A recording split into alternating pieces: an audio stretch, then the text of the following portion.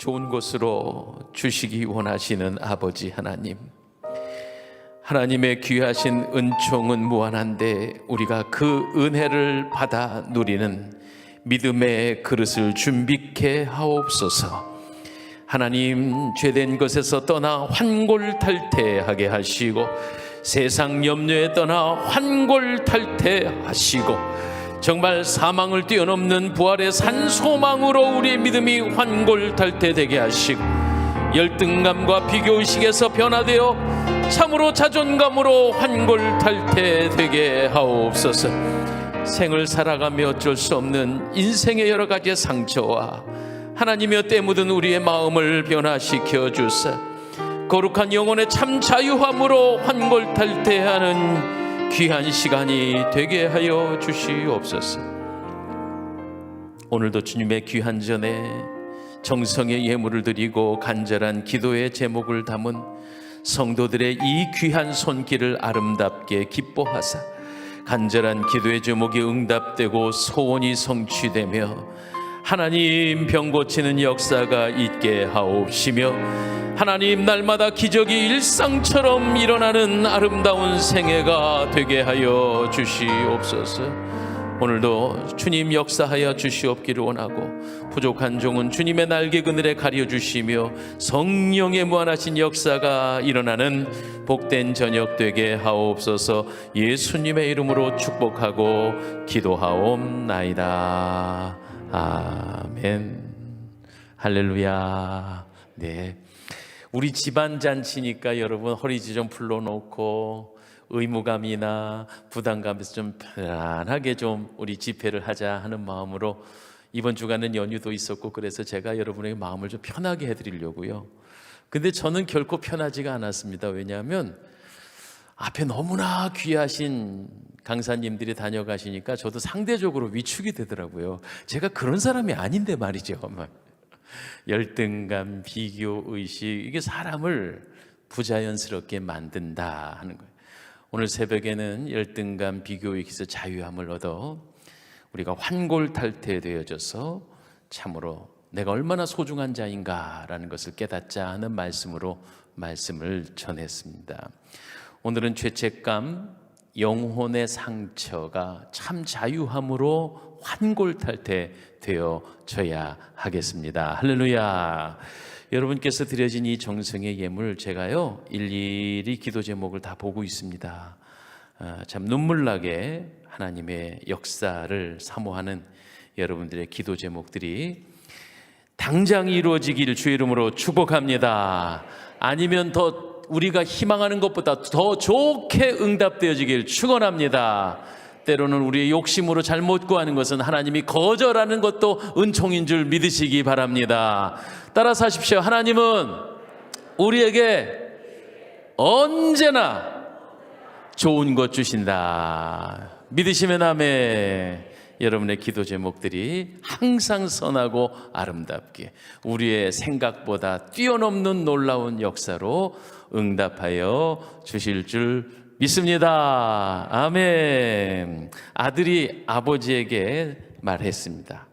아버지, 좋은 소식이 있는데요. 이번 시험에 80점 이상만 받으면 상으로 10만 원 주신다고 그랬잖아요. 좋은 소식이 왔어요. 그래서 아버지가 기대하는 마음으로 이놈이 이번에 공부 좀 제대로 했구나 싶었는데 이 아들이 뭐라고 말하냐면 아버지 그 돈 쓰지 않으셔도 되겠습니다. 그 돈 쓰시지 않게 됐으니 얼마나 좋습니까?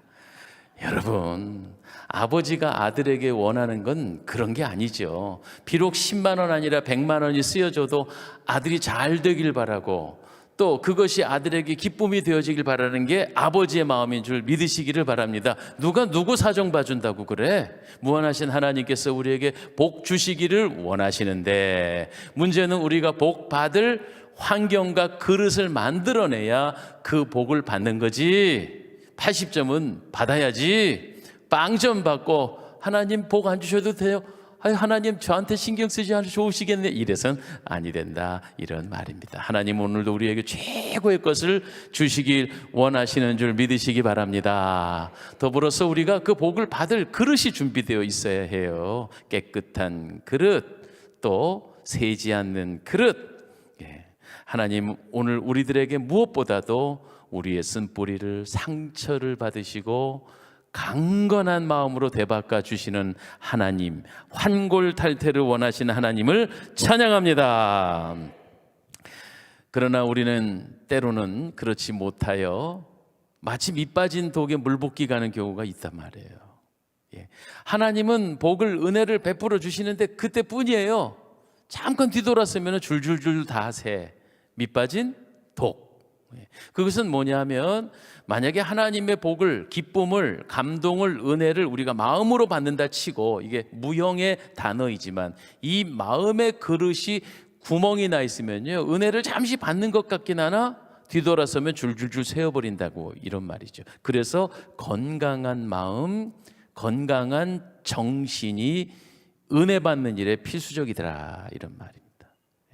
목회를 해보면서 여러 분들을 만나 뵙게 되는데요, 참 은혜도 쉽게 받으시는데 쏟기도 너무 빨리 쏟으시는, 가만히 살펴보면 그 안에 소위 마음의 상처를 지니고 계시는 경우가 있더라고요. 그래서 그런 의도가 아닌데 그 상처를 근거로 해석을 하세요. 그래서 그 사람 쳐다만 봐도 어머, 저 사람이 나를 지금 비웃는가 봐, 상처가 있어서. 그러니까 진실이 왜곡되어지는 게 마음의 상처 때문이다. 또 때로는 죄책감 때문이다. 무엇보다 우리 심령의 그릇이 건강해야 은혜를 받아도 은혜를 누리게 되는 줄 믿으시기를 바랍니다. 오늘 저녁 마음의 환골탈태를 얻으시는 축복이 저와 여러분 안에 있기를 축원합니다.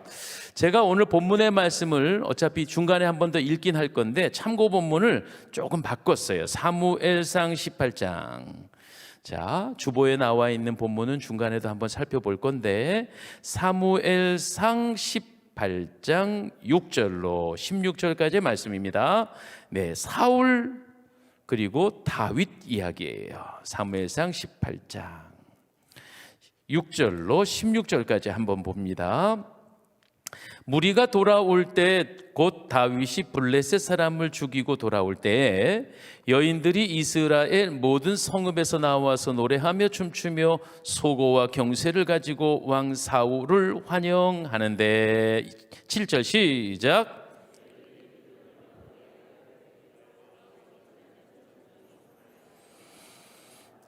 사울이 그 말에 불쾌하여 심히 노하여 이르되, 다윗에게는 만만을 돌리고 내게는 천천만 돌리니 그가 더 얻을 것이 나라 말고 무엇이냐 하고, 그 이튿날 하나님께서 부리시는 악령이 사울에게 힘있게 내림에 그가 집안에서 정신없이 떠들어대므로 다윗이 평일과 같이 손으로 수금을 타는데, 그때에 사울의 손에 창이 있는지라.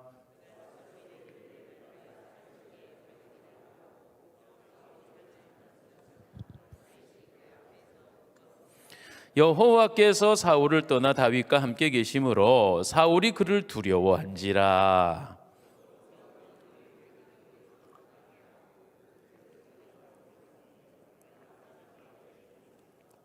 다윗이 그의 모든 일을 지혜롭게 행하니라. 여호와께서 그와 함께 계시니라. 16절, 온 이스라엘과 유다는 다윗을 사랑하였으니 그가 자기들 앞에 출입하기 때문이었더라. 아멘, 아멘. 술이 없으면 단 한순간도 살 수 없었던 어느 집안의 가장이 있었습니다. 알코올 중독이고 폭력까지 행하는 못된 아버지인데, 그 아버지 아래 두 아들이 있었고요. 결국은 그 큰 아들은요, 아버지를 쏙 빼닮아서 똑같이 아버지처럼 폭력과 그리고 술을 타배기가 되었습니다. 작은 아들은 그런데 아버지를 보면서 결심을 했습니다. 나는 술을 입에 한 방울도 대지 않겠다. 그리고 열심히 잘 살아서 열심히 공부해서 사회적으로 명망 있는 귀한 인물이 되었습니다. 자, 이건 충분히 여러분 제가 늘 말씀드렸던 거예요. 똑같은 환경에서 다른 두 아들이 태어났습니다. 똑같은 상처를 받고 어려운 상황 속에서도 어떤 이는 그 환경과 상처에 지배당하는 이가 있고 어떤 이는 그 상처를 딛고 일어나 더 긍정적으로 환골탈태하는 사람도 있기 마련입니다. 우리 주변에서도 흔히 볼 수 있는 이야기입니다. 상처는 여러 가지입니다. 그런데 오늘 본문에 보면 사울 임금이 상처를 안고 살아가고 있습니다. 심히 상처를 받았습니다. 이유는 다른 거 없습니다. 그놈의 인기 때문입니다.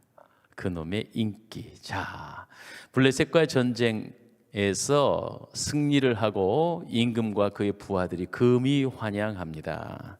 그런데 오늘 7절에도 있는 말씀처럼 여인들이 그 왕과 군인들을 환영하고 있는데 춤추며 노래하며 소고와 경세를 가지고 왕을 환영했다. 7절 여인들이 뛰놀며 노래하며 이르되 사울이 죽인 자는 천천히요 다윗이 죽인 자는 만만이다. 예, 인기가 문제예요. 인기. 이 사건의 배우는 잘 아시는 것처럼 골리앗 사건입니다. 사도 사무엘상 18장 내용이죠.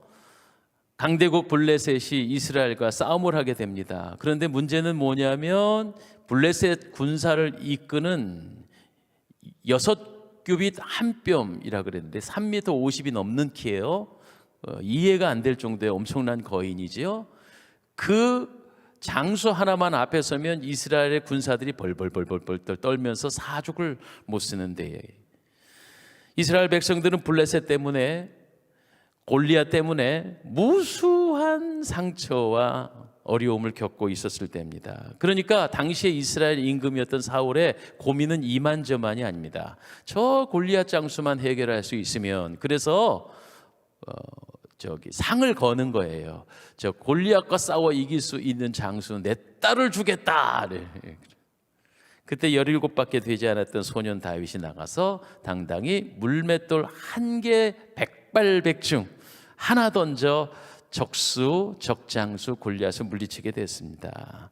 그래서 지금 금이 환영하는 사울 임금과 그의 군사들, 특별히 다윗을 향해서 여인들이 노래하는 것입니다. 사울이 죽인 것은 천천히요, 다윗이 죽인 것은 만만이라고요. 이 말에 사울이 상처를 받았습니다. 여러분, 말에도 능력이 있어서 상처를 받을 때 말로 받는 상처가 너무 크다는 거죠. 그런데 상처를 받을 때 일반적으로 그 상처된 말에 대한 반응이 4가지가 있습니다. 지금 사울이요, 오늘 본문에도 우리가 살펴볼 수 있는데 8절에 보니까 상처받았던 사울의 반응 4가지입니다. 8절 첫 번째, 그 말 때문에 어떻게 됐대요? 유쾌했대요? 불쾌했대요. 사울은 말로 상처를 받자 불쾌하게 여겼습니다. 여러분, 사람이 유쾌, 상쾌, 통쾌해야 되는데 그죠? 불쾌하면 안 돼요. 말로 불쾌해졌다 그랬어요. 우리도 대부분 그런 것 같아요. 말로 불쾌해요. 두 번째는 8절 중간에 있습니다. 불쾌한 다음엔 따라오는 게 있어요. 불쾌한 다음에 따라오는 건 심히 노하였다. 상처받은 사람은요, 화가 나게 마련입니다. 그러면서 그게 이제 그 사람이 나한테 이럴 수가 있나 막 이렇게 되는 거죠. 부정적인 생각이 나를 지배하기 시작합니다. 그리고 화를 절제치 못해요. 불쾌하고 심히 노하여 화가 났다 이 말이지요. 근데 화를 절제치 못하면 사고치게 돼 있다 이런 말입니다. 공항에서 얼마 전에 우리나라에 있었던 아시아나 비행기에 어떤 사람이 작년 가을인가에 그 비행기가 이제 착륙하려고 하는데 불과 한 200m도 남겨 아주 위태로운 순간이잖아요. 근데 비행기 비상문을 활짝 열어버려 갖고 정말 이 추락할 위기에 물론 무사히 잘 착륙을 했지만 그 사람이 왜 그랬냐 그랬더니 화가 나서 그랬대. 화가 나서. 자리에 앉으라 그랬는데 화가 나서 그 화를 주체치 못해가지고 비상문을 열었습니다. 큰 사고가 날 뻔했죠. 착륙할 때가 제일 위험한 거거든. 착륙과 이륙할 때가 비행기 제일 위험하잖아요. 근데 한 명도 안 다친 건 정말 좀 하늘이 도운 거죠. 그 화를 주체하지 못해 결과적으로 이제 경찰에 체포되고 해갖고 그때 그 사람에게 비용을 물었는데 7억 원을 물어. 7억 원. 그 화 내서 실수한 그 한 가지 사건으로 7억 원. 분노의 결과가 이렇게 무섭습니다.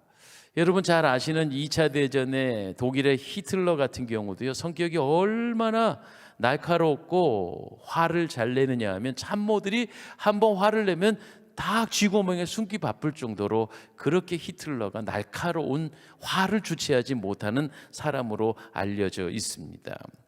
여러분, 연합군이 영국과 프랑스의 진영, 그런데 이 분노로 말미암아 지금 연합군하고도 싸우기 힘겨운데 마지막 2차 대전 말미에 가서 이 독일 히틀러가 러시아하고도 싸움을 이중으로 붙거든요. 그러니까 러시아 쪽으로 가장 중요한 군사 전략 화기들을 다 러시아 쪽으로 보내고 맙니다. 그런데 여러분 잘 아시는 그 유명한 노르망디 상륙 작전, 연합군들이요 이제 유럽의 관문인 노르망디 상륙과 불시에 하는데, 그때 때마침 이 불면증에 시달리고 성격이 날카로운 히틀러가 잠자고 있는데 그것을 참모들이 미리 알아채고 보고를 했단 말이에요. 지금 연합군이 해안으로 쳐들어온다고. 그러니까 이게 만약에 정보가 빨리 전달이 됐으면 소련, 그러니까 러시아 땅으로 보냈던 기계군단을 일로 우회해서 노르망디로 돌려버리면 그 싸움은 괜찮게 되는 싸움이었던 거예요. 그런데 참모들이 잠든 히틀러 잠을 깨울 수가 없는 거예요. 왜? 잘못 깨웠다가는 그 자리에서 총살당하니까 겁이 나가지고 전전긍긍 하다가 해가 뜬 다음에 히틀러에게 보고를 했는데 이미 전세는 역전돼서 노르망디 상륙작전의 성공을 통해 이 2차 대전이 이제 마무리가 되잖아요. 물론 세계적으로야 잘된 일이지만 이 정도로 성격의 분노를 관리하지 못하면 한 나라의 운명이 왔다 갔다 하는 그런 역사가 바로 히틀러에게서도 배울 수 있는 예였다, 이런 말입니다. 사울이 그랬다고요. 사울이 백성들에게 상처를 받자 오히려 그 상처가 어디로 가요? 다윗에게로 분노가, 화살이 돌아가는 거예요. 상처받은 사람은요 그 사람만 생각하면 울화가 치밀어 오르는 거예요. 그 사람만 떠오르면요 막 두드러기가 나요. 그래서 다음에 상처받은 사람의 세 번째 특징은 9절에 이렇게 나와요.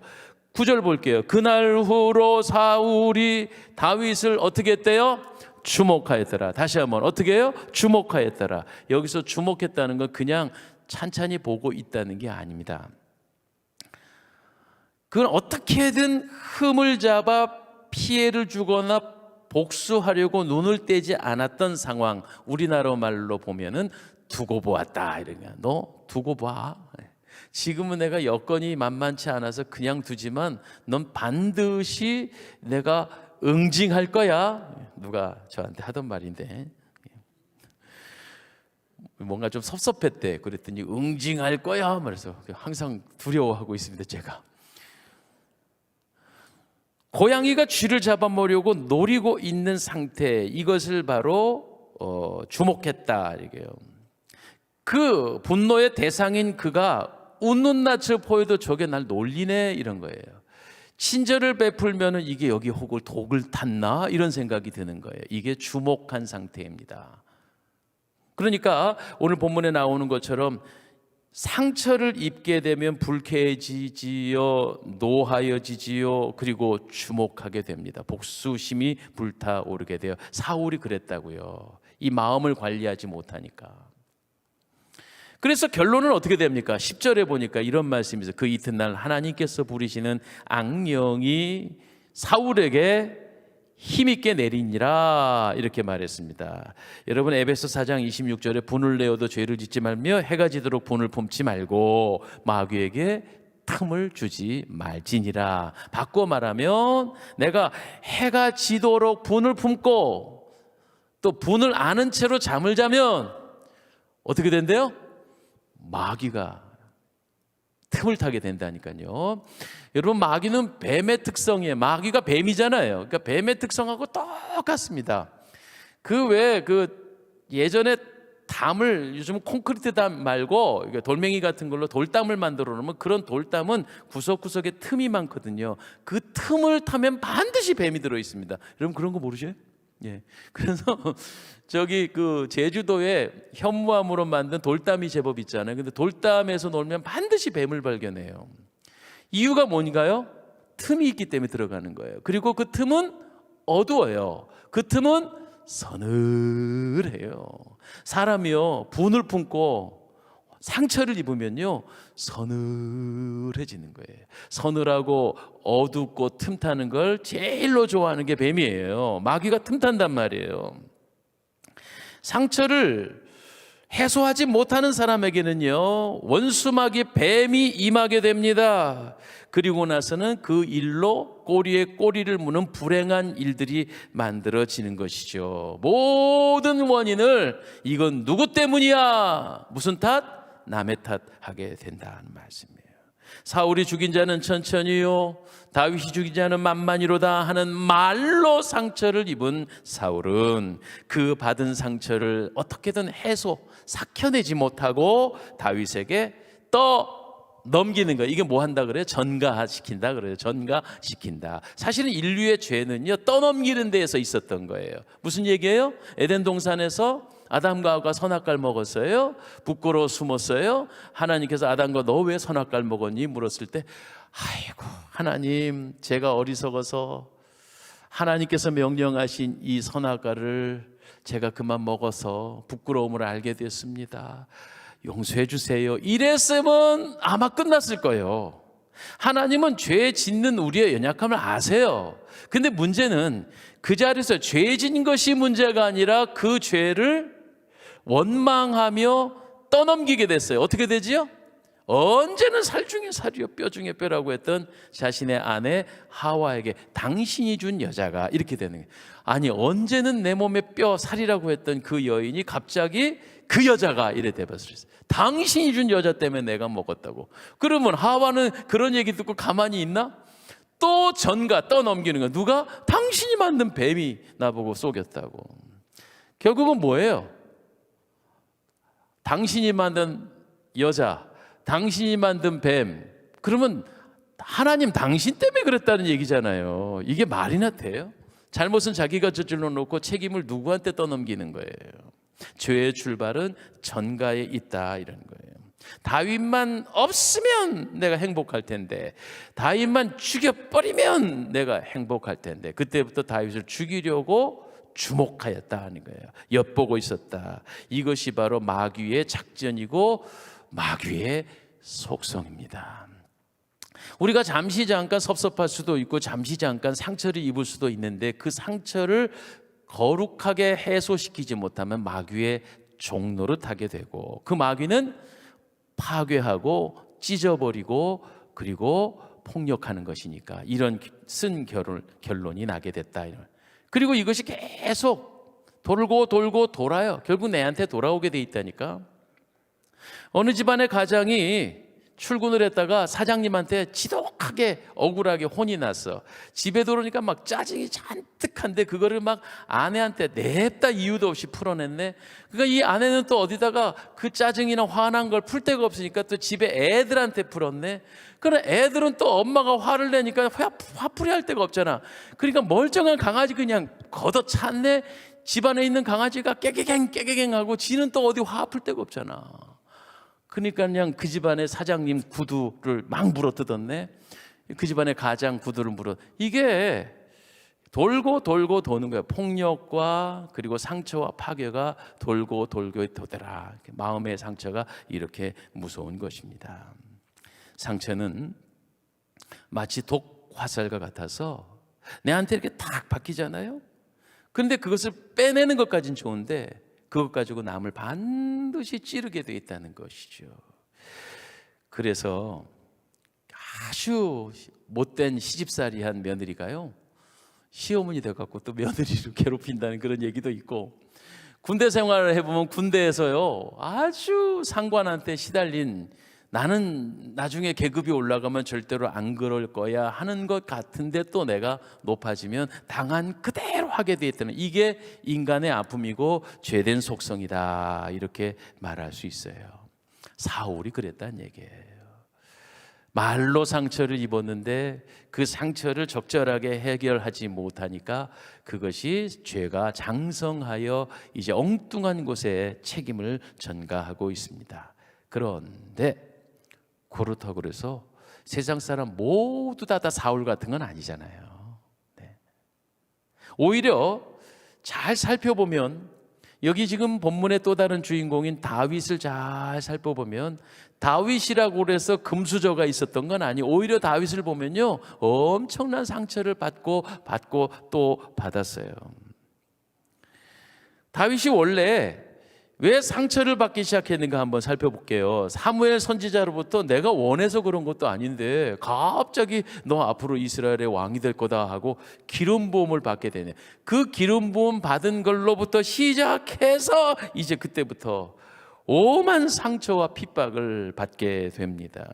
상처 투성이인 다윗이 사울처럼 분노하고 원망하고 책임을 떠넘겼다면 오늘의 다윗은 아니겠죠. 오히려 그 상처를 전화위복의 기회로 삼았습니다. 이른바 상처가 변하여 복이 되었습니다. 할렐루야. 상처된 마음을 잘 치료해서 환골탈태되었습니다. 할렐루야. 상처를 오히려 하나님의 연단으로 받아들여 하나님이 쓰시기 좋은 그릇으로 마음에 합한 자, 마음에 드는 자로 환골탈태되었습니다. 그러면 다윗이 받은 상처는 뭔가요? 잠깐 살펴볼게요. 다윗이 어떤 상처를 받았나요? 사실은 누구에게는 괜찮아, 남들에게는 괜찮아. 그런데 나의 혈족한테 배신당하고 그러면 되게 기분 나쁘죠.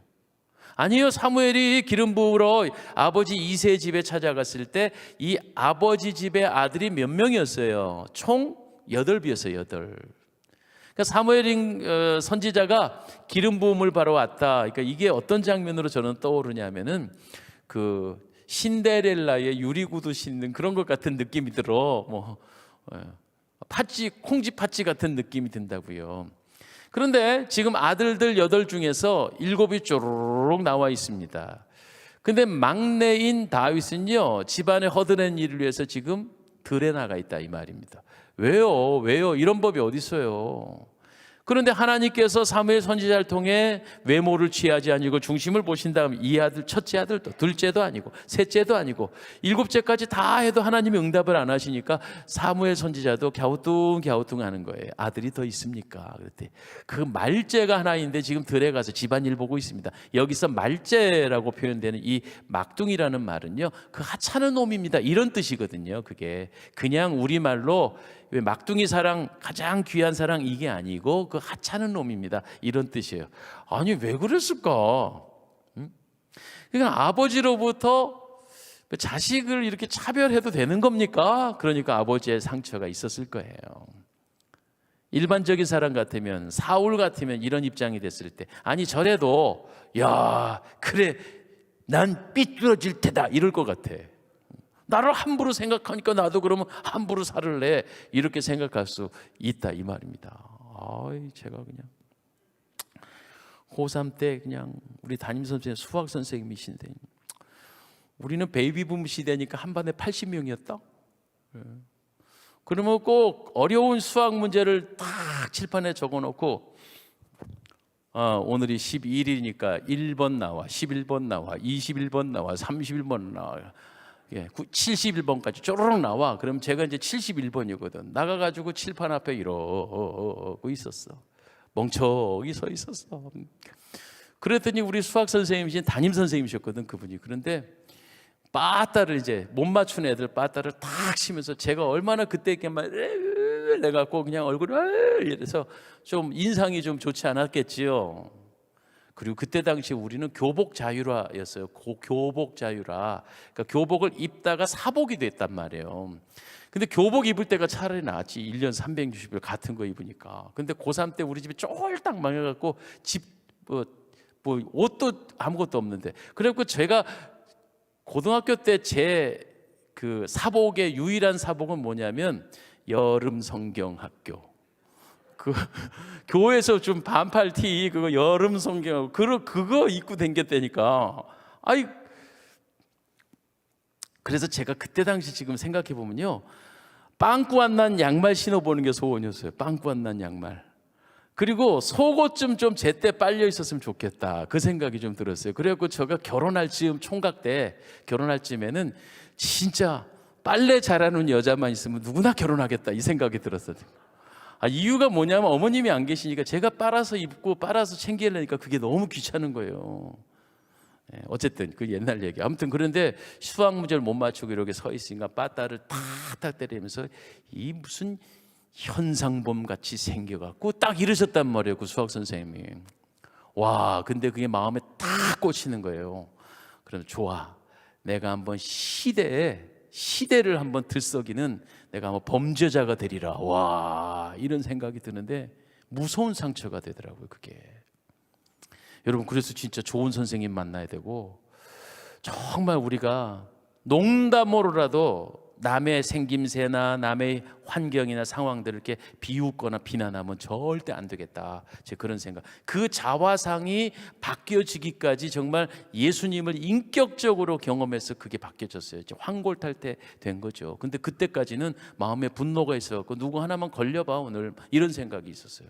지금도 미안한 게 하나 뭐냐면, 옛날엔 또 신발이 변변치 않으니까 그 실내와 같이 생긴 하얀색 단화가 있어요. 혹시 그거 알아요? 그거 이제 뒤꿈치 딱 구겨가지고, 근데 그것도 또 어쨌든 깨끗하게 빨아갖고 하얀색으로 만들었는데, 친구가 옆에서 지나가다 이렇게 툭 쳤는데 그 하얀색 실내화에 신발 자국이 쫙 난 거예요. 이야, 그날 우리 반에 책상 2개 부서졌다 진짜. 책상을 들어 맺혀가지고 막, 신발에 이거 실적 어차피 묻을 흙자국인데 그거 하나, 지금도 생각하면 그 친구한테 너무 미안해. 그 친구가 옛날에 동창회를 갔는데 그 친구가 그 얘기를 했다. 맞아, 가가 네가 임재규가 맞냐? 이러더라고요. 그러던 사람이 한 예수 그리스도 안에서 인격적인 하나님을 만나 내가 얼마나 현상범이 아니고 그리스도께서 나를 위해 죽으시기까지 사랑하신 존재란 사실을 깨닫게 되니까 세상 어떤 이들이 내게 뭐라 그래도 난 소중한 사람이더라고. 제가 나를 소중하게 여기기 시작하니까 어느 순간부터 남도 나를 소중하게 보더라고. 이게 얼마나 예수 믿는 것의 큰 축복인지. 다른 어떤 것은 추가적으로 따라오는 축복이라 할지라도 저는 내 자신이 나를 존중하게 됐다는 것만큼 위대한 축복은 없다. 다 누구나 다 이 깨어진 자화상에 몸부림치는 것 같아요. 이 상처 때문에 몸부림치네요. 열등감, 비교의식, 연약함 때문에 몸부림치는데, 그러나 다윗은요, 아버지로부터 상처를 받았으나 그것이 결코 그를 지배하지 않았습니다. 그리고 또 성경에 보니까 형들로부터 상처를 받았네요. 그게 바로 사무엘상 17장의 골리앗 사건이에요. 아버지가 형님들한테 좀 다녀오거라 뭐 있던 심부름 같은 거였겠지. 일종의 이제 군대 면회 같은 개념일 거예요. 형님들이 다 전장에 나가 있는데, 그런데 그 꼴을 보고 전쟁터의 지금 상황을 보니 다윗이 속이 상한 거예요. 이 할례 없는 블레셋 사람이 누구간데 사시는 하나님의 군대를 모욕하느냐 하고 막 분기충천했어요. 거룩한 분노죠. 그런데 이걸 보면은요, 야, 애국자 나왔네 이렇게 안 하고 형님들이, 특별히 형님 엘리암이 막내 동생을 향하여 노를 바라며 너 집안일은 어따구로 하고 여기 와가지고 양은 네한테 맡겼느냐? 너의 교만과 완악함을 내가 아노니, 이러면서 너 전쟁 지금 구경하러 왔지? 이렇게 면박을 주는 거예요. 참 형님들 진짜 너무하네. 살다 보니까요, 진짜 이런 무시를 당하고 면박을 당하는데, 그래도 다윗은 그 일로 인해 상처받지 않았던 것 같아요. 다윗의 상처가요, 곳곳에 있어요. 사울 임금이 윗분 아닙니까? 나라 임금이자 장인어른 아닙니까? 그런데 그 장인 어른으로 하여금 수차례 살해 위협을 받고 있는 거예요. 그것도 다윗이 민첩해서 피한 거지, 조금만 어리숙했으면은 맞았다니까요. 여러분, 제가 충청도 사람이잖아요. 충청도 사람이 일반적으로 느리다는 이야기를 듣잖아요. 그런데 그렇지 않아요. 예. 아들과 아들이 산 비탈에 있는 밭을 일구다가 아들이 저 산 중턱에서 이만한 바위가 내려오는 걸 봤대요. 그래서 아들이 아버지에게 아버지 돌 굴러와요 이랬대. 얼마나 느려. 지금 돌이 얼마나 급하게 내려오는데 어떻게 됐겠어요? 아버지 말씀에 벌써 피했다 이렇게 말했대요.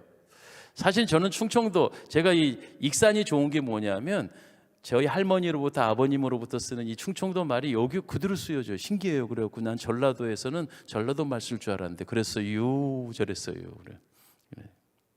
충청도 말이 굉장히 경제적인 말이라는 거 아세요? 예.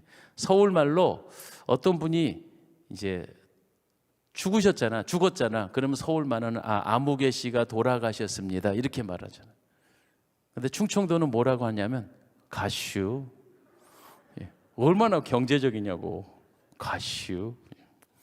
자, 그래요. 여러분, 사울 임금에게도 배신을 당하고 미움을 받아 이리저리 쫓겨다니는 나중에는 죽을 고비를 수없이 넘기다가 망명까지 하고, 또 남의 나라 망명 가서는 오해를 받으니까 자기 목숨 하나, 구차한 목숨 구하자고 침을 질질 흘리면서 미친 사람의 노릇을 했단 말이에요. 이렇게 큰 상처를 받았어요. 그뿐 아닙니까? 노년에는 또요, 사무엘하 13장에 보면은 가만히만 있어도 맏아들인 압살롬이 임금이 될 터인데 그 압살롬이 아버지를 배신하여 이른바 반역을 일으키는 거예요. 얼마나 상처가 되겠어요.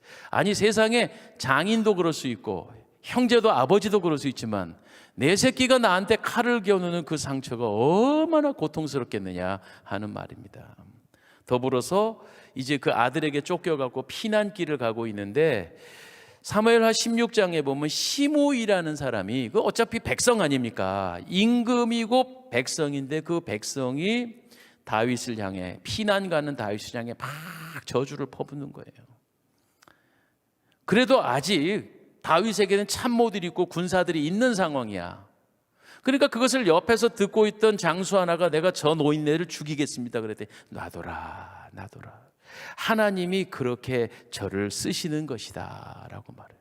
모든 뜻을 하나님의 섭리로 받아들이는 거예요. 여기서 한 가지 우리가 깨달을 수 있는 게 있어요. 어려운 일이거나 억울한 일이거나 눈물이 나는 그런 비통한 사건 속에서도 우연은 없다. 뭐예요? 하나님의 무슨 뜻이 계시다. 한 번만 더요. 하나님의 뜻이 계시다. 아멘입니까? 그러면서 마음의 상처를 입지 않는 거예요. 무슨 뜻이 계시구나. 제가 첫 이제 부목사 시절에 청년회를 담당을 했는데 그 청년회의 청년 부장 선생님이 44살 되신 미혼 선생님이셨어요. 그분이 아주 명석한 분이고 정말 훌륭한 분인데, 근데 44살 되셔서 혼자 생활, 그때로 치면은 이제 우리가 노처녀라 그래요. 요즘 노처녀라는 말씀 안 돼요. 예. 골드미스. 골드미스. 예. 근데 이분이 왜 그런지 모르게 그렇게 사사건건이 그냥 시비를 걸고 삐지기를 잘하시고, 결국은 사실은 그 첫 목회지에서 제가 1년 반 만에 도망치듯이 나온 거는 그분 때문이었어요. 못 견디겠더라고. 근데 교회를 옮겼는데, 새로 교회를 옮겨서 부목사 생활하는데 어떻게 그분하고 생김새도 똑같은 분이 딱 기다리고 있네. 그러니까 통과하지 않으면 끝없이 그분을 만나. 제가 그래서 지금 그 경험을 해갖고 지금도 후배들에게 뭐라고 막 그래. 그래서 전도사님, 이 문제 해결하지 않으면 끝까지 이 사람 비슷한 사람 쫓아다닌다. 통과해서 졸업할 때까지는 하나님이 그래, 그 사람 견뎌야 된다, 소화해내야 된다. 하나님이 우리를 그렇게 훈련시키는 것 같아요. 예. 그래서 시므이를 통해서도 하나님이 글을 쓰시는 것 때문에 일어나는 일이다. 무슨 뜻이 계시고 하나님이 그렇게 하신 거다. 또 어떤 상처를 당한 줄 아세요? 결국은 자기 관리 잘못해갖고 이성 문제에 넘어지잖아요. 얼마나 큰 상처가 됐겠습니까? 밧세바 사건 말이에요. 그뿐만 아니라 그 죄를 덮으려고 간접 살인죄까지 저지르니까 다윗에게 있어 스스로 자책을 얼마나 했겠어요. 난 참 나쁜 놈이야. 나는 나쁜 놈이야. 그래서 인간이 한 인생을 살아가는 것은 정말 전쟁 같은 것 같아요. 그래서 사도 바울도 그런 말을 했어요. 내가 선한 싸움을 싸우고 라고 표현했잖아요. 디모데후서 4장 7절에 나의 달려갈 일을 마치니. 그러니까 오늘 우리도 저와 여러분이 하나님 나라 불려가는 날까지 우리는 싸움의 연속입니다. 나와의 싸움, 세상과의 싸움. 그리고 잠언에서는 말씀하기를 마음이 다스리는 자는 성을 빼앗는 장수보다 나으니라 그랬어요. 우리가 은혜를 받고 복을 받아서 그걸 진짜 잘 누리려면, 이게 밑빠진 독이 되지 않으려면 무엇보다도 복받는 마음의 그릇이 건강해야 되겠다. 할렐루야. 그러면 이제 이게 결론적인 얘기인데 다윗이 어떻게 마음의 상처를 극복해낼 수 있었느냐 하는 것입니다. 이것이 믿음의 사람들의 상처 치유법이다, 이렇게 말씀드릴 수 있어요. 상처는 안 입을 수는 없는 전쟁과 같은 싸움을 우리가 이 세상에서 하지만 어떻게 해야 이것을 환골탈태하여 복받을 건강한 마음의 그릇을 만들 수 있겠느냐 이겁니다. 다윗은 상처를 남다르게 받았습니다마는 결코 그것을 누구에게 되돌리거나 상처를 안고 살지 않았습니다. 오늘 본문의 말씀 14절이 그 답입니다. 한번 읽어볼까요? 다윗이 18장 14절 다윗 시작. 다윗이 그 모든 일을 지혜롭게 행하니라 여호와께서 그와 함께 계시니라. 지혜롭게 행하니라 여호와께서 그와 함께 계시니라. 이게 정답입니다. 지혜롭다는 게 뭔가요? 지혜롭게 행동했다는 말에 대하여 다윗을 가만히 연구해 보니까 매사가 지혜로웠어요. 특별히 아주 진지하고 우직하게 그 일을 담당했어요. 그러니까 그 사람을 잘 한번 살펴보세요. 어떤 인물을 살펴볼 때 너무 이렇게 막 메뚜기 뛰듯이 요거 잘못됐다고 또 옮기고 저거 잘못됐다고 또 버리고 막 직업 바꾸고 직장 바꾸고 하는 것이 결코 그분이 건강한 사람이 아니라는 거죠. 뭐 환경에 따라서 부득이 교회를 옮기고 직장을 바꿀 수 있어요. 그게 죄는 아니에요. 그런데 자기 관리가 안 되는 것일 수도 있다. 그래서 보통 한 교회 정도 되면은 이렇게 우리 안치환 목사님 전에 계셨던 교회에서 12년 대단한 분이죠. 예. 또 우리 교회에서 보면은 일평생 한 교회 섬기고 이런 부분들이 자기 관리를 비교적 잘 하시는 분들이고 또 그분들이 은혜 관리를 잘하는 것임을 알 수가 있다. 또 혹시 또 내가 뭐 오늘 옮겨왔는데 목사님 나를 치시네 막 이러지 마세요. 네. 잘 오셨어요. 이제 앞으로 잘 하시면 돼요. 앞으로. 예. 그냥 뿌리를 깊이 내리고. 자, 그런데 자기 할 일을 묵묵했다. 세상은 나를 상처를 준다 할지라도 형들이 비웃고 장인이 죽이려고 들고 세상이 나를 고통스럽게 만들어도, 예를 들어 사울 왕이 너 너무 어리잖아. 갑옷도 안 맞네. 그러면서 싸움을 말리게 되거든요. 근데 사무엘상 17장의 그 골리앗 사건 직전에 뭐라고 말합니까? 다윗은 이렇게 말합니다. 17장 34절에 다윗이 사울에게 말하되 주의 종이 아버지의 양을 지킬 때 사자나 곰이 와서 양떼에서 새끼를 물어가면 내가 따라가서 그것을 치고 그 입에서 새끼를 건져내었고 그것이 일어나 나를 해하고자 하면 내가 그의 수염을 잡고 그것을 쳐 죽였나이다. 쭉 내려가서 37절에 또 다윗이 이르되 여호와께서 나를 사자의 발톱과 곰의 발톱에서 건져내셨은즉 나를 이 블레셋 사람의 손에서도 건져내시리다. 아멘. 이렇게 말하고 있어요. 그리고 나가서 골리앗한테 나가 싸우고 승리하는 것이에요. 누가 방해를 하든 누가 비난을 하든, 여러분, 기찻길 옆에 있던 강아지가 멍멍멍멍 짖어요. 에이, 기분 나빠, 나 안 가. 이런 기차는 없어요. 비록 강아지가 짖을지라도 기차는 간다. 이거 누가 한 말이죠? 누가 하신 말인 것 같아. 그러니까 우리가 거룩한 일을 함에 있어서는요, 오히려 하나님의 일에는 이 회방하는 자잘한 소리가 더 많이 들리게 돼 있더라, 이런 말입니다. 그런데 이럴 때 그런 소리에 연연치 마시고 묵묵히 자기 갈 길을 가는 것입니다.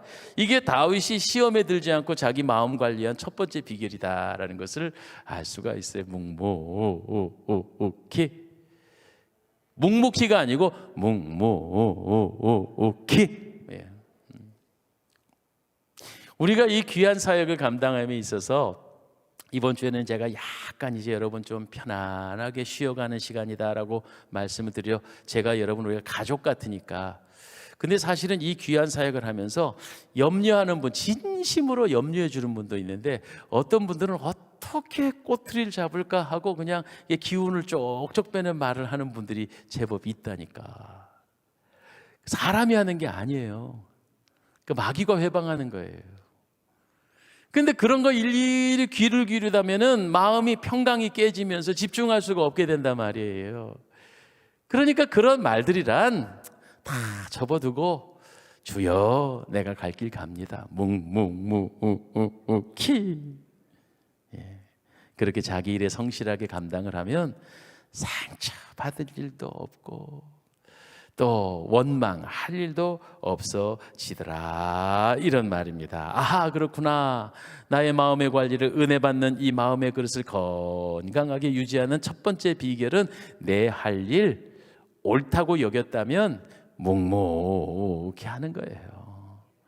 적어도 한 3년은 하는 거예요, 꾸준히. 그러면 그 분야의 달인이 될 수 있어요. 세상 일도 그런데 하나님이란 오죽하겠습니까?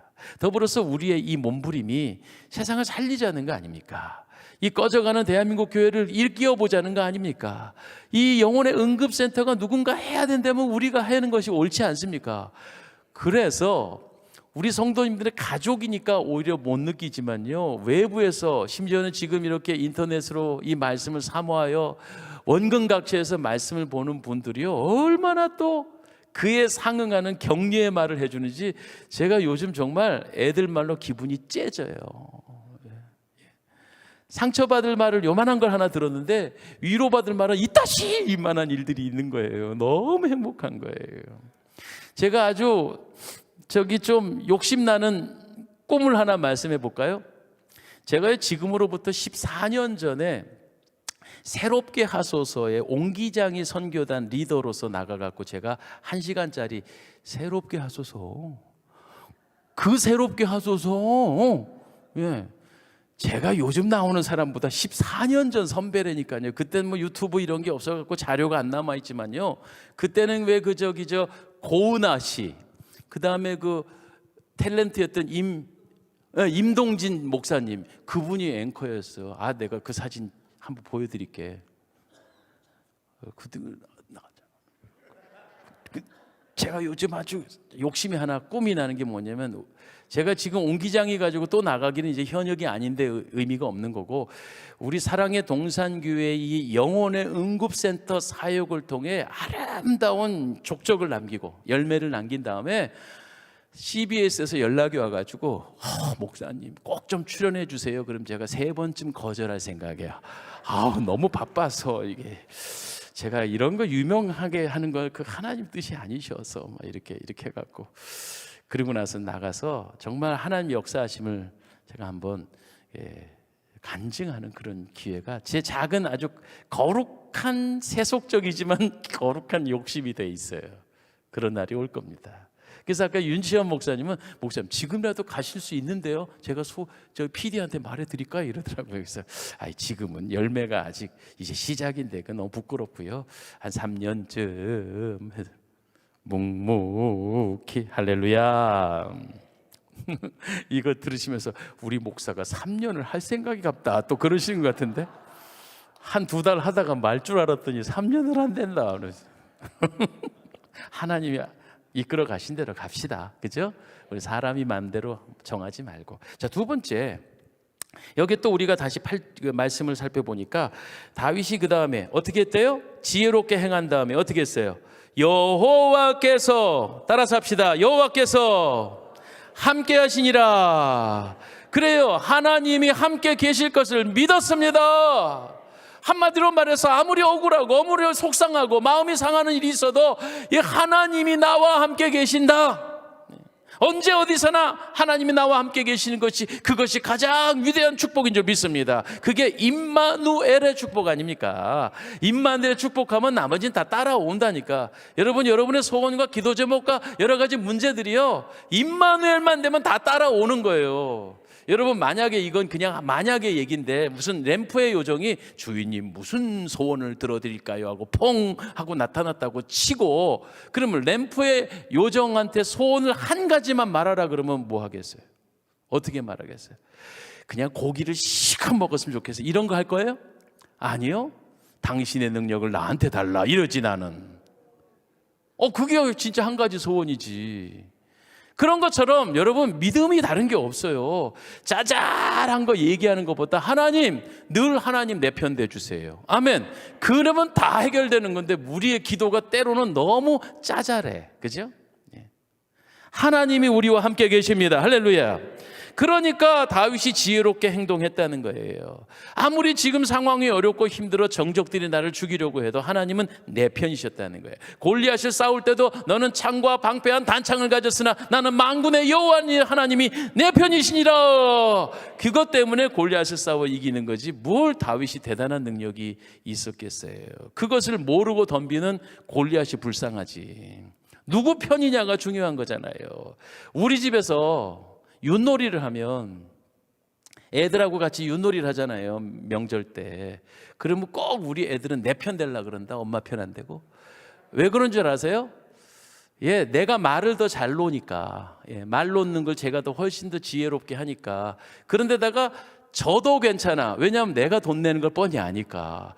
그러니까 어떤 편 먹어야 되는지를 애들도 본능적으로 알아. 근데 왜 우리는 그런 걸 모르며 사냐고요. 왜 그러면서 걱정하고 떨며 사냐고요. 하나님이 내 편 되는 것이 축복 중에 축복인 줄 믿으시기 바랍니다. 자, 그렇게 되니까 다윗이 이제 이런 삶을 살아 모든 일이 결과적으로 최종적으로는 하나님이 위대하게 역사하시고 승리의 주인공이 되었다. 그래서 다윗은요, 그 이후로부터 그의 고백록에 보면, 다윗의 고백록이 어디예요? 시편이잖아요. 그의 고백록에 보면 고난당한 게 오히려 내게 그렇게 상식적으로 말이 안 되지. 고난이 왜 유익입니까? 그런데 다윗은 하나님이 내 편 되니까 최종적으로는 내가 승리하더라. 9회 말 2아웃 2스트라이크 3볼이어도 아직 공 한 개의 희망이 있다는 거지. 역전 홈런도 날아갈 수 있다는, 이거를 하나님을 내 편 삼는 사람은 고백될 수 있더라, 이런 말이에요. 바울 사도도 똑같은 얘기를 했어요. 로마서 8장 18절에 보니까 현재의 고난은 장차 우리에게 나타날 영광과 좋게 비교할 수 없도다. 현재 우리가 당하는 고난이 왜 아니 없겠습니까? 많은 장차 우리가 받을 그 영광의 축복과 칭찬과 면류관은 비교가 되지 않는다, 이런 말씀. 이 사실 믿어지십니까? 아멘입니까? 성도의 삶이 팍팍합니다. 만만치는 않아요. 그러나 장차 받을 하나님의 그 축복과 칭찬이 얼마나 우리에게 있어서 위대한 영광이 될 것인가, 이걸 믿는 믿음이야말로 진짜 신자지. 그리고 또 하나 이제 놓치지 말아야 할 게 뭐냐면, 우리가 이 상처를 극복할 수 있는 이유는요, 예수님 바라봐야 돼요. 나만 바라보면 나만 아픈 것 같고 나만 손해보는 것 같아도 우리 예수님을 한번 바라봐요. 예수님이 어떤 분이셨어요? 상처와 오해와 욕을 잡수시지 않아도 될 분이 스스로 결정하신 겁니다. 가장 이 세상에서 상처를 많이 받으신 분이 바로 예수님이십니다. 만약에 여러분 아이가 8살이 돼갖고 초등학교에 입학을 했는데 한 반의 동기 동창이 다 여자애야.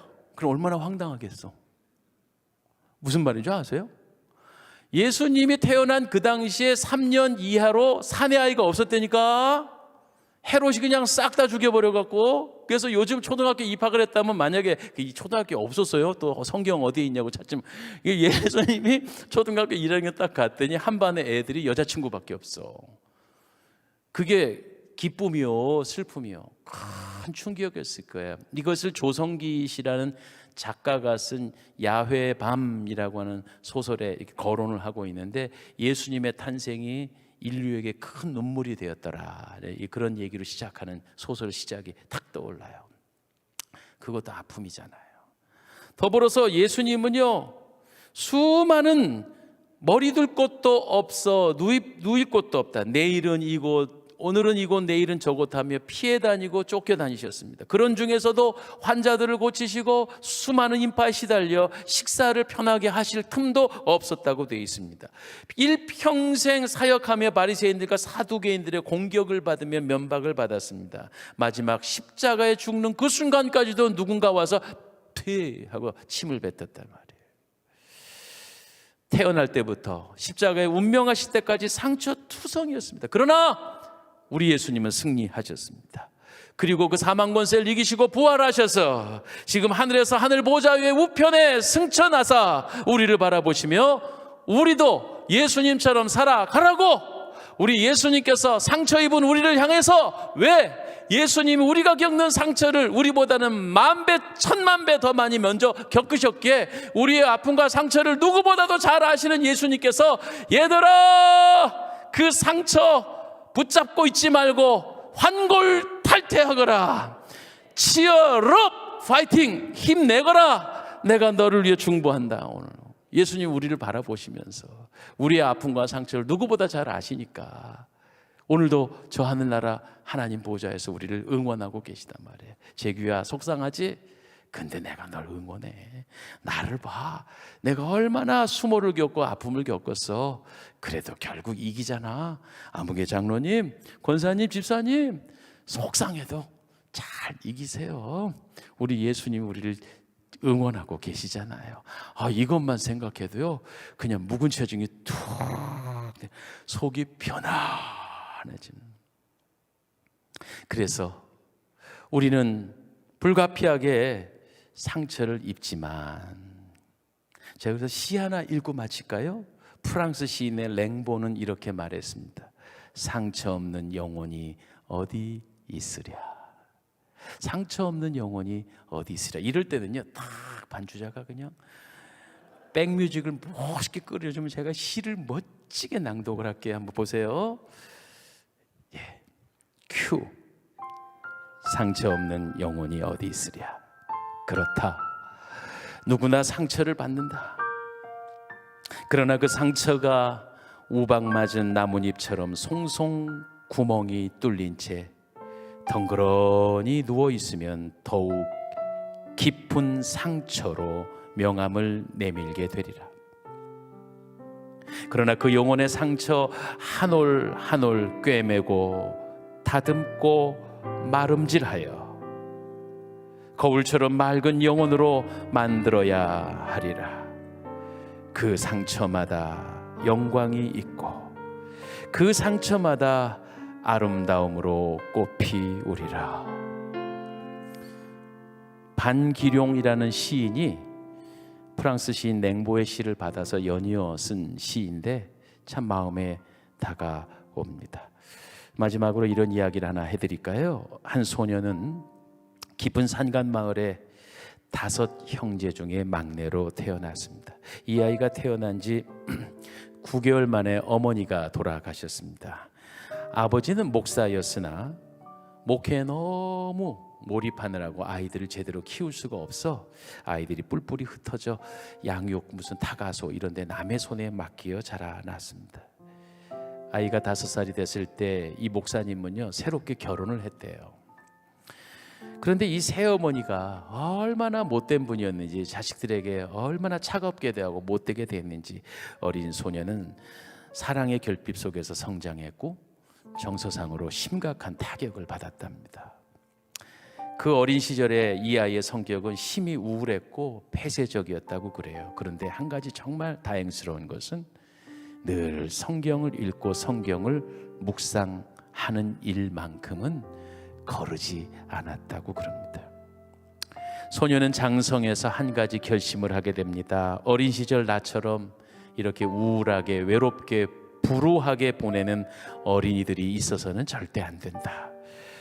그는 자신의 아픈 과거를 거울 삼아서 어린이를 사랑으로 정성으로 가르칠 만한 전문 교육 기관을 만들게 되는데, 이것이 바로 세계적으로 최초로 어린 아이들을 돌보는 유치원이라는 것을 설립한 독일의 프레벨이라는 사람의 일화입니다. 어떤 사람은 상처를 입고 그 상처에 매여서 원망하고 책임을 전가하고 나도 이렇게 살아야 돼 하고 마치 자신이 나태하고 못되게 사는 것을 변명하려고 하는 아담 증후군에 빠져 있잖아요. 아담 증후군. 그러나 여기 프레벨은요, 자신의 불우한 환경을 오히려 더 승화시켜 환골탈태해서 나와 같은 어린이가 다시는 이 땅에 있게 하면 안 돼 하고 유치원을 최초로 설립했다고 합니다. 그게 프레벨이잖아요. 사울과 같이 자신의 상처를 전가시키지 말고 다윗과 같이 자신의 상처를 승화시켰어. 멋진 걸작품으로 만들어지는 그런 저와 여러분이 되기를 주님의 이름으로 축복합니다. 저는 그래서요, 여러분 이 찬송 아실 거나 모르는데 제가 독창하는 마음으로 이 노래를 불러보려고 그래요. 오 예수님 내가 옵니다 라는 노래인데요, 이 노래 아세요? 아시는 분은 따라서 하시고요. 제가 이 찬송 되게 좋아했어요. 오 예수님 내가 옵니다. 못 박히신 십자가 앞에 그 큰 사랑 눈물에 겨워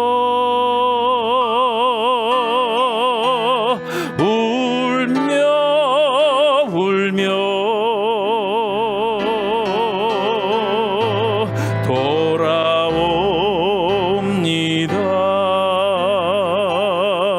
주님 손과 발못 박혔고 머리에 가시관 박히셨네. 내 모든 죄와 허물 위에 말없이 피 흘려 주셨네.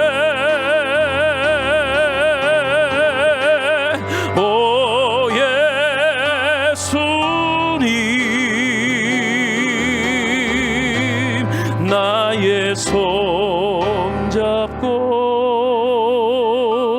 이제부터 영원까지 내 구주가 되옵소서. 이제부터 영원까지 내 구주가 되옵소서.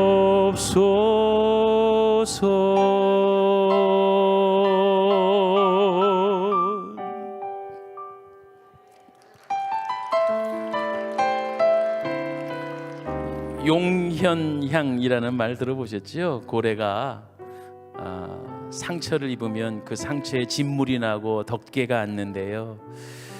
그래갖고 그 요용 안에 그 덮개가 나중에는 혹처럼 이렇게 부풀어 오르는데 그게 탁 떨어져서 바다에 흘러 넘쳐 바닷가 같은데 이렇게 발견이 되는데, 이게요 아주 향기가 너무 대단해서 그게 용현향인데 그 상처 그 재료가 가장 귀하게 쓰는 향수의 재료가 된다는 거죠.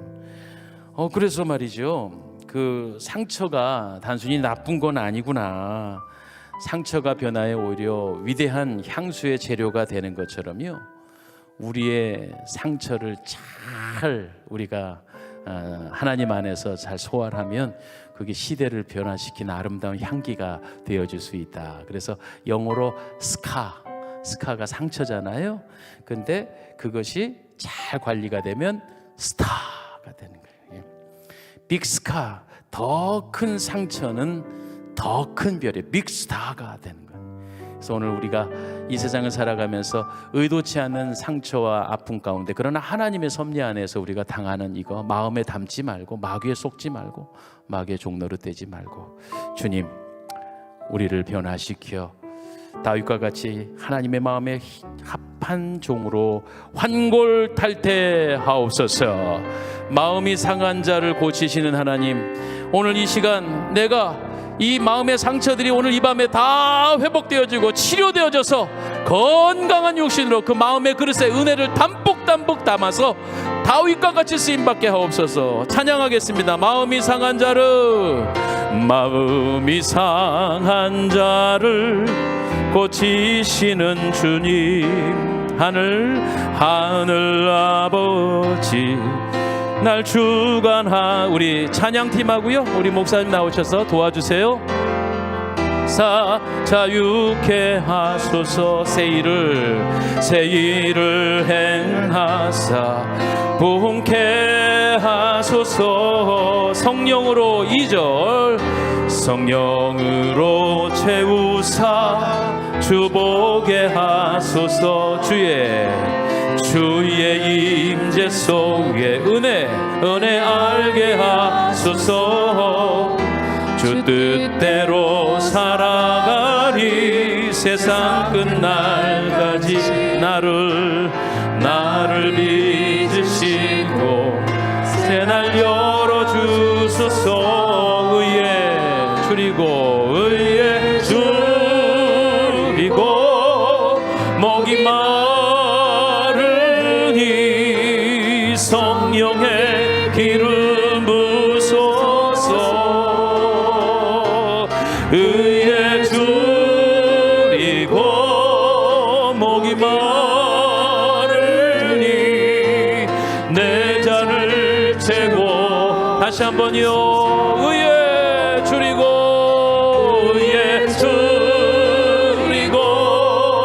목이 마르니 성령의 기름 부소서. 의에 줄이고 목이 마르니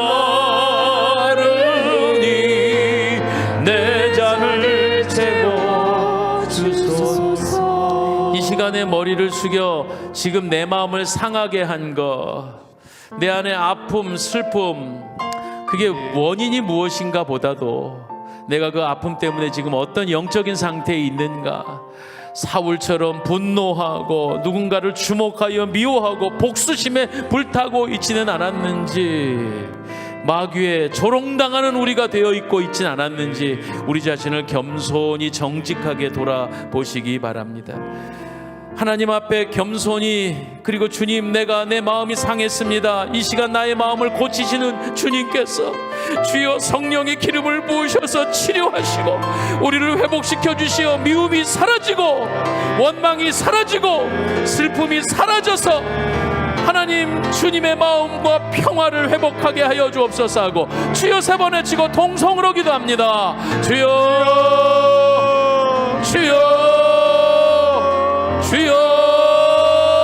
아버지 하나님, 우리의 마음이 상처가 되고 하나님이여 말로 아버지 환경으로 여건으로 때로는 넘어지고 쓰러질 때가 많아. 아버지 위체인이 마음의 원한과 아버지의 아픔을 품고 누군가를 미워하고 있었습니다.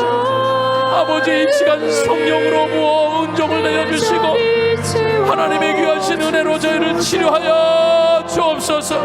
우리의 마음을 치료하여 주옵소서. 미움이 사라지게 하옵소서. 환경으로 오는 여러 가지 어려움과 눈물을 씻어주시고 다시는 죄에 참가하지 않은 마귀의 종로로 되지 않도록 하나님 용서하시고 저희를 보고 임마누엘의 축복으로 저희를 변화시켜 주시고 아버지 하나님의 귀하신 은혜로 저희를 새롭게 변화시켜 주옵소서.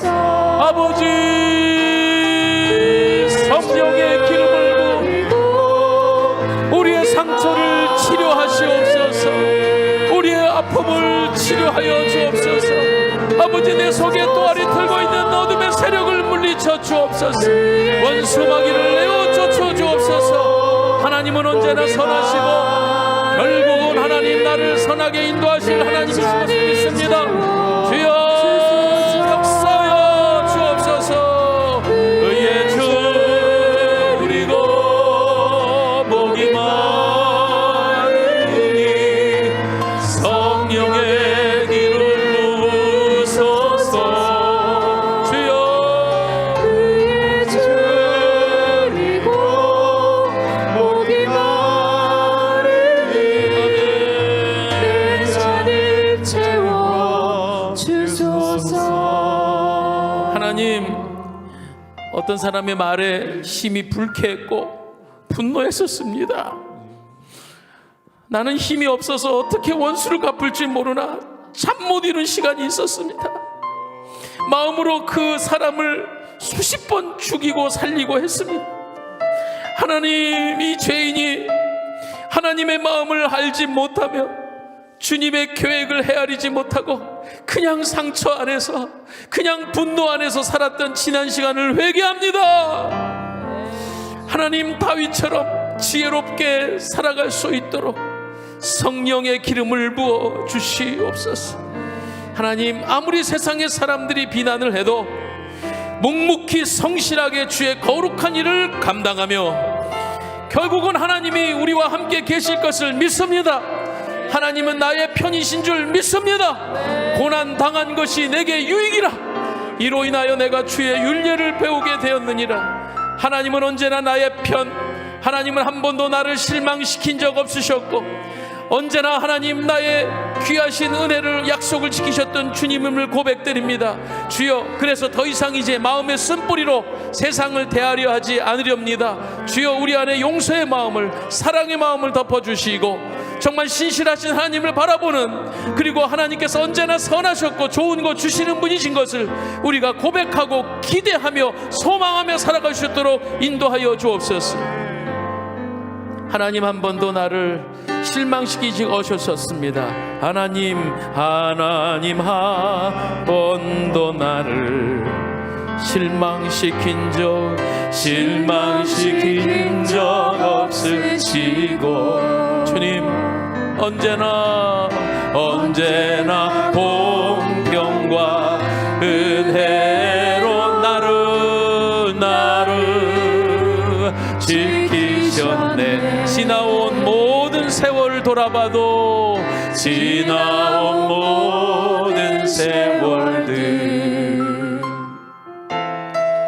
돌아보아도 그 어느 것 하나 주의 손길, 그 어느 것 하나 주의 손길 안 미친 거 전혀 없네. 오 신실하신 주, 오 신실하신 주, 내 너를 떠나지도 않으리라. 내 너를 버리지도 않으리라.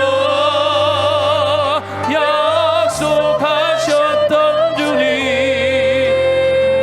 주여 그 약속을 지키사. 아멘 아멘. 이후로도 영원토록 나를 지키시리라 확신하네. 오, 한 번 더. 오 신실하신 주,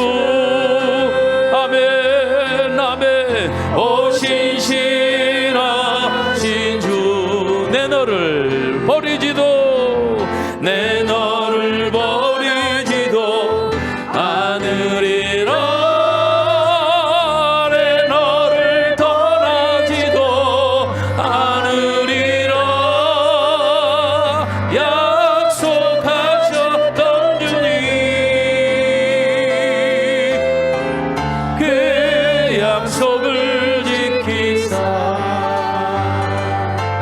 이후로도 영원토록 나를 지키시리라 확신하네. 아멘 아멘 아멘. 할렐루야. 신실하신 하나님을 찬양합니다. 결국은 승리를 주신 하나님을 찬양합니다. 영광의 박수를 올려드립니다. 할렐루야. 아멘. 내일 새벽에 가난을 뛰어넘어 부유함으로 환골탈태라는 제 주제로 말씀 증거하겠습니다. 그리고 내일 수요일은요, 사순절이 시작되는 첫날 수요일 제의 수요일 예배를 드립니다. 부흥회로 좋은 말씀도 물론 준비하겠지만 내일은 특별히 예수 그리스도의 십자가 그 고난을 함께 기억하는 제의 수요일 예배, 똑같이 오셔서 내일은 오시면은 아마 이렇게 책상에 여러 가지가 이렇게 잘 차려져 있을 겁니다. 그 자리에 맞춰서 순서대로 앉으시고 내일 저녁에도 변함없이 다 뵙도록 하겠습니다. 이제는 우리 주 예수 그리스도의 은혜와 아버지 하나님의 크신 사랑과 성령의 감동, 감화 역사, 교통 인도하심이 주여 우리의 상한 감정, 상처를 치유하시는 우리 하나님, 오늘도 건강한 우리의 마음 밭을 준비해 은혜를 충만히 받고 주님의 귀하신 뜻대로 마음에 드는 자로 살아가기로 결단하는 우리 사랑의 동산교회 성도들 머리 위에 영원토록 계시옵기를 축원하옵나이다. 아멘.